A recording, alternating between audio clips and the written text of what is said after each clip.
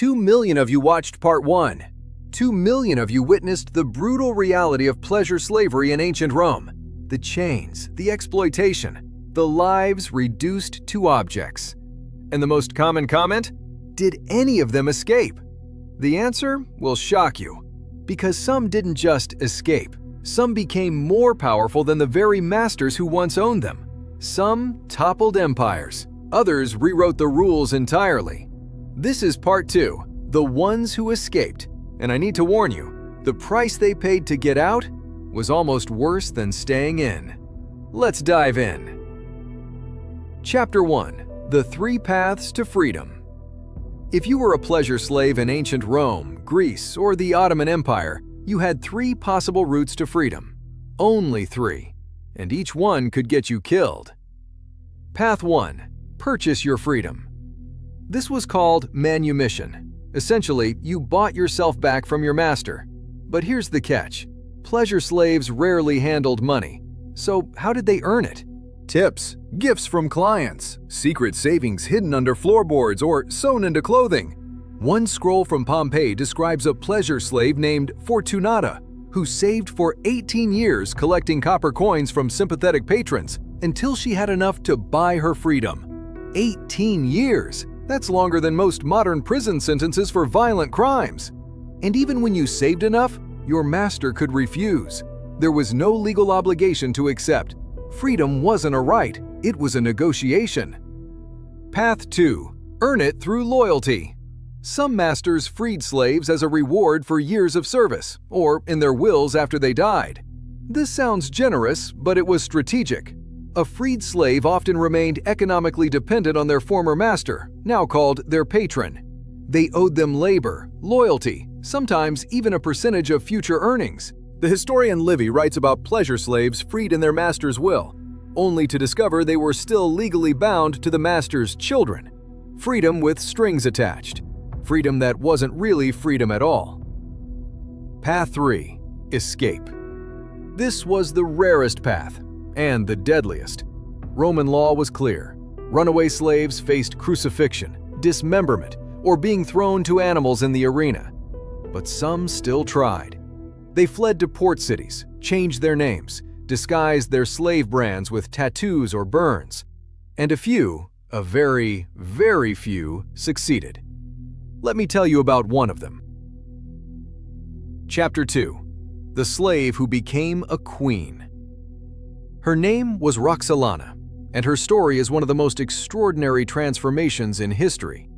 Born in the early 1500s in what is now Ukraine, Roxelana was kidnapped by Crimean Tatars as a teenager and sold into the Ottoman slave trade.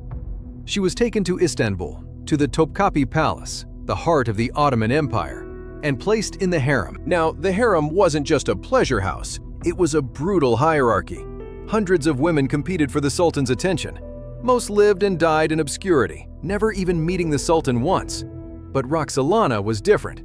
She learned Turkish, she studied poetry, music, politics. She caught the eye of Sultan Suleiman the Magnificent, the most powerful man in the world at the time. And then she did something no concubine had ever done before. She refused to share him. Ottoman tradition allowed the Sultan multiple concubines, but Roxelana convinced Suleiman to marry her. Not just take her as a concubine, marry her. She became his legal wife, the first slave concubine in Ottoman history to hold that title. But she didn't stop there.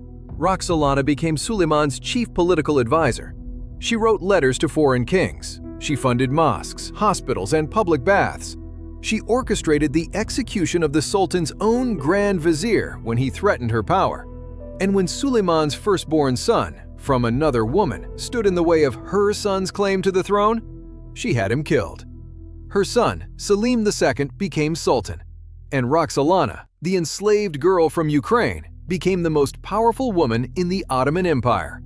But here's what history often skips. She was still never truly free. Even as queen, she was legally a former slave.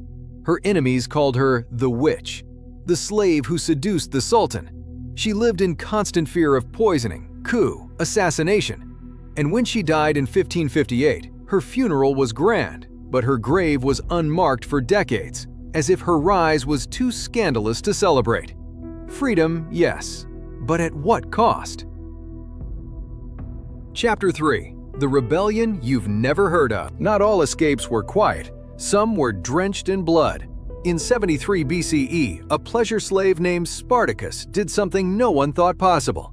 He escaped from a gladiator school, taking 70 other slaves with him. These weren't just fighters. Many were pleasure slaves, domestic servants, laborers, people who had been told their entire lives they were nothing. And they nearly brought Rome to its knees. Spartacus wasn't just a warrior, he was a strategist. He led his growing army of freed slaves across Italy, defeating Roman legions again and again. At its peak, his rebellion had 120,000 followers. They seized weapons, food, entire towns. For 2 years, Rome couldn't stop them. Now, here's the part history textbooks skip.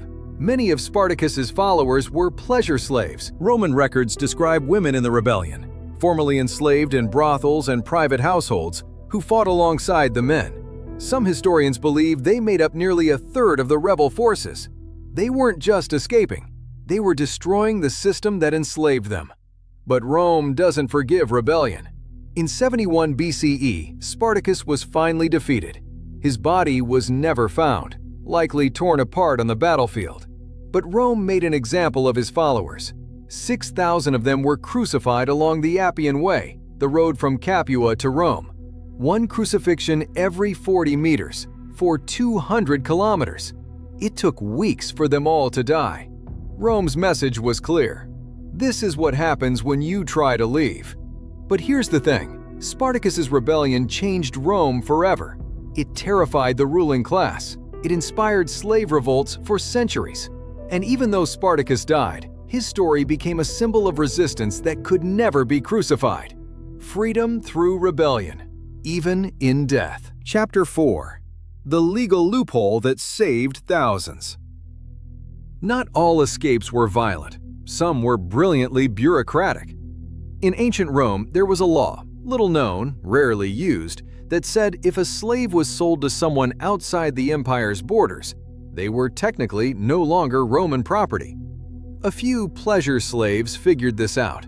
They convinced traveling merchants, foreign diplomats, even Roman soldiers stationed abroad to purchase them and take them beyond Rome's reach.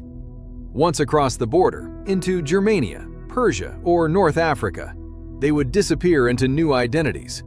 One account from the historian Tacitus describes a network of freed pleasure slaves in Alexandria who helped others escape using forged sale documents.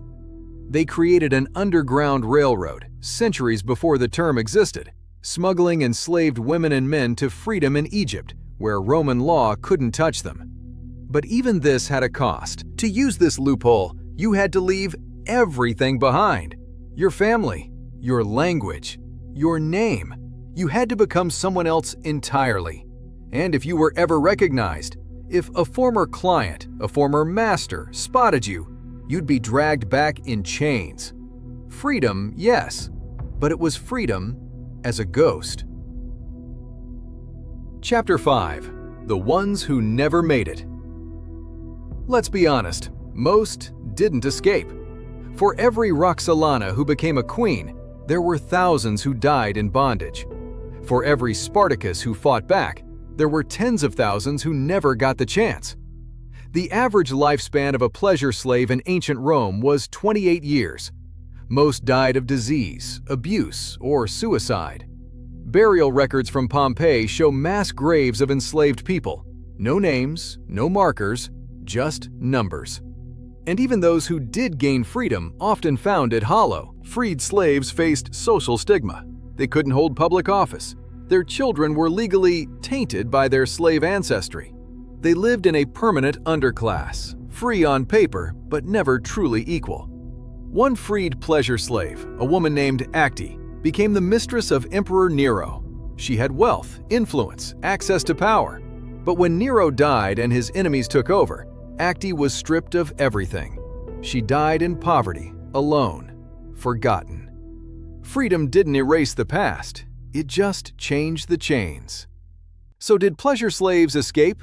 Yes, a few. Some bought their way out, coin by coin, year by year. Some fought their way out, leaving rivers of blood behind. Some manipulated their way out, turning their exploitation into power. And some simply vanished, becoming ghosts in foreign lands. But here's the truth. Part 1 didn't tell you. Escape wasn't the end of the story. It was just a different chapter of survival. Because even when you break the chains, the scars remain. Even when you topple your master, society still remembers what you were. Even when you become a queen, your enemies will call you a slave until the day you die. Freedom for pleasure slaves wasn't a destination. It was a battle they fought every single day for the rest of their lives. And if you want to see more untold histories like this, the dark, the brutal, the stories no one else will tell, subscribe, because we're just getting started. This was part 2, The Ones Who Escaped. And now you know the price they paid.